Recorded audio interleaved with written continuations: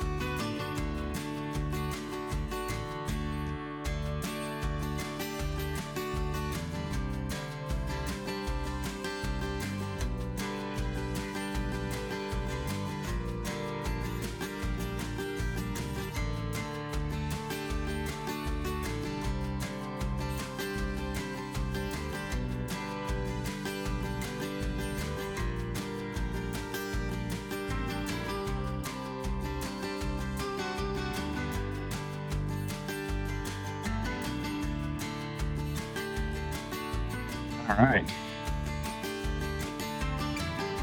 We're climbing to the top of Monk's Mound here. You got a little out of breath. It's the largest prehistoric earthen mound, in the Americas? In the Americas. Yep. So, yeah, started in 950 AD. So we're gonna keep climbing to the top here and see what's up there, but this is a massive site. It's massive and it's amazing.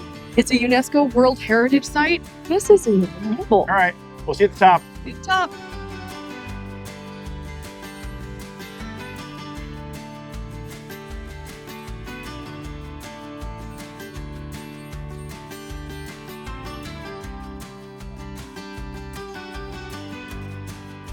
This is a lot of stairs.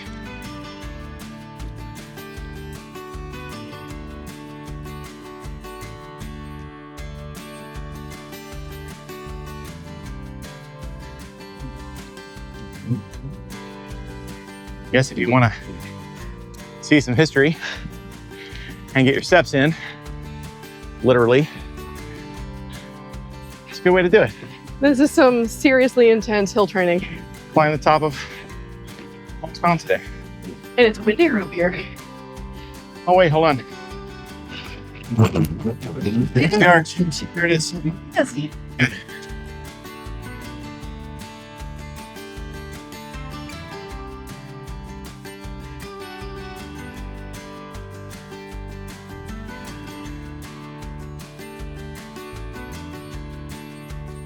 I'm going to turn here in a second. It'll probably be a little windy.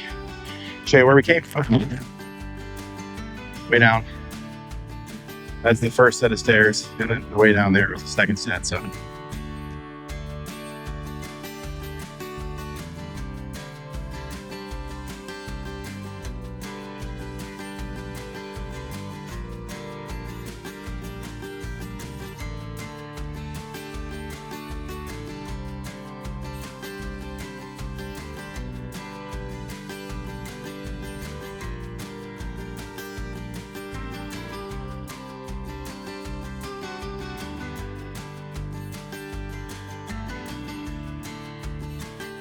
Said it was started in 950, but I think they kept adding on to it over the next 300 or 400 years, expanding it, making the base bigger, putting different buildings in.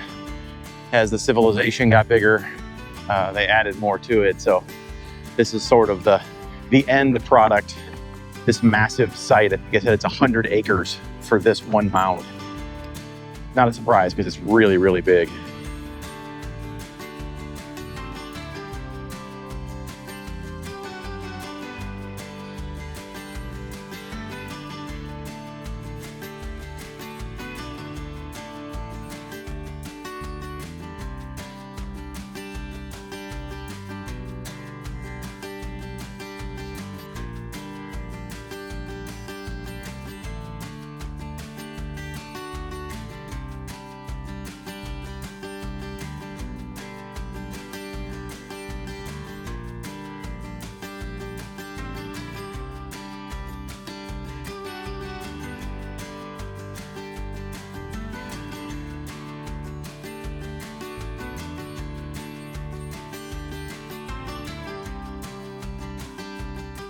The biggest Native American, civilization, yeah. right north of Mexico.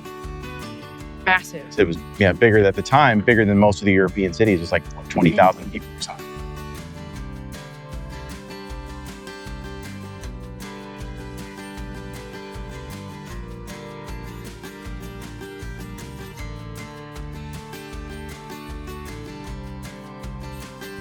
Now it's kind of cut by that road a little bit. And the interstate. Yeah. But the interstate, they said, is the reason why we really know that this existed at all, because of the federal grants that came in to do the archaeological digs prior to interstate construction. And that's where they found Woodhenge, and that kicked this off into being a UNESCO World Heritage Site. So We're gonna look at Woodhenge when we're done.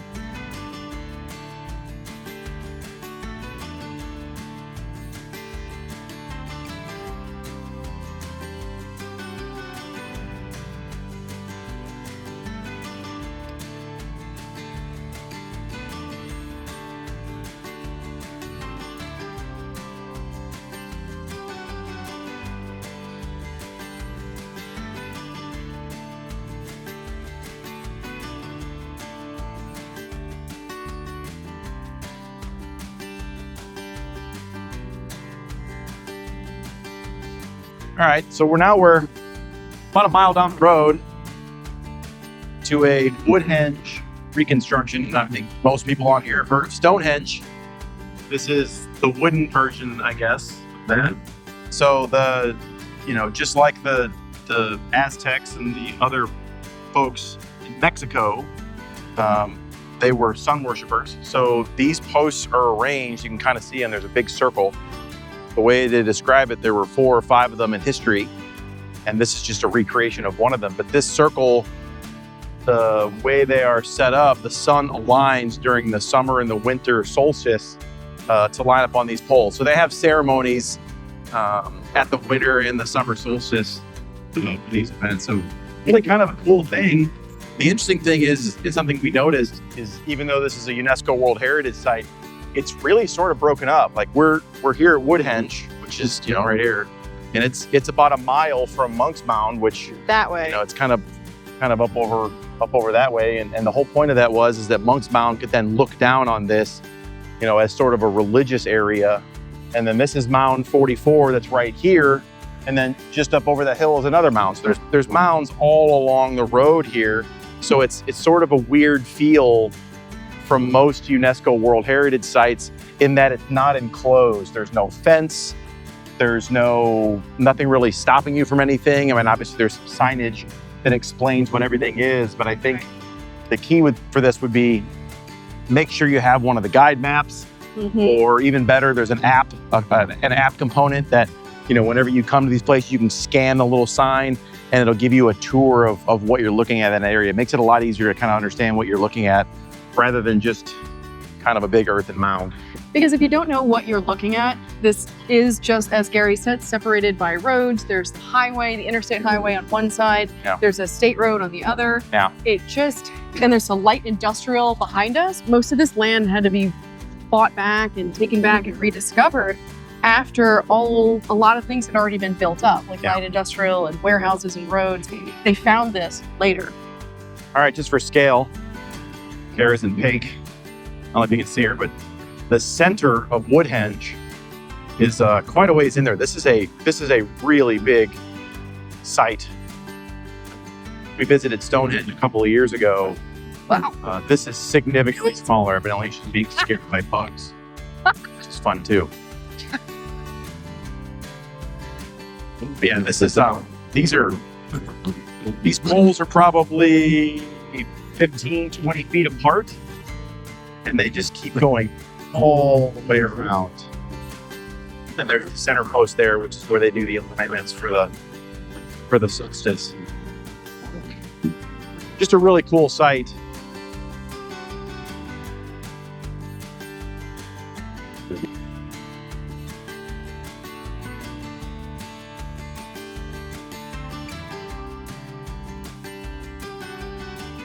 All right, we're back across the street. Monk's Mound. Back in the distance, there's a couple other ones that are over here. Small one that's right here, but it's not labeled, so I don't know what it is. I'm gonna head to the little bigger one right here, another sign. See if we can figure out what it is. Flip this around. This guy here, he's significantly bigger. But this whole site is just, as you can see, they're just everywhere. Just everywhere you look is a mound and a mound and a mound. Each one of them contain some part of this ancient, prehistoric society. And in front of every one of these is one of these little small markers. So at least it's informational. You don't have to have an app or a map or anything like that. If you just see where these mounds are located, there's usually a little bit of information, and it's a nice walk. Yeah. It's kind of a cool area. It is the Grand Plaza. Essentially, it looks like, right now it's just a big field with some trees. But in the distance there, you can see Monk's Mound, which we climbed up. And then this way, the way they described them is the Twin Mounds, they're over here. But between there was this whole area listed as the Grand Plaza. Looks like that was a place where they had like gaming fields for whatever the games they played at the time, shops, other types of places they could gather. So this was just a massive area between sort of the palace area on top of Monk's Mound and these outlying areas where, you know, clearly there was a whole bunch of buildings and structures that were here. This was the area they could kind of meet in the middle, I guess a town square kind of thing. And again, this was like 20,000 people that lived here. There was just so many people that were in this area during that time frame.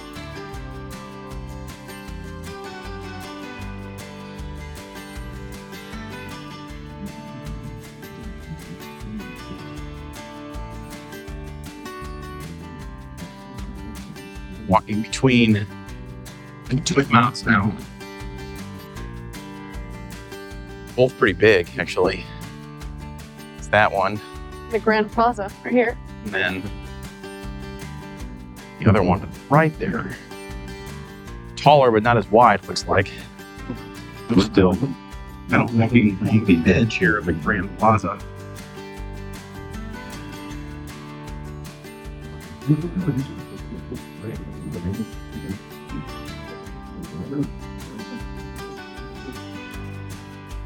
So overall, this is such an amazing site. if you're interested in world history, this is really breathtaking if you can imagine what this looked like. I look forward to when the Interpretive Center is open again, because they do have recreations in it of what civilization would have looked like here. And it's really, really neat. Otherwise, though, honestly, there's sidewalks, there's trails, steps going up Monk's Mound. I mean, if you're really looking for just like a nature walk, it's just really pretty. Yeah, see, if nothing else, it is a really nice walk. It's really Gotten some steps in just by walking around this site. It's pretty nice. It's really nice, and it's really well kept. It's clearly mowed. You can see behind us, there's a trash can. So there's services here. It's really, really well kept up. Highly recommend if you're looking for an hour to look around at history, or however long you want to take to walk in nature. If you're a birder, plenty of trees around here. It'll be a good time. See you next time.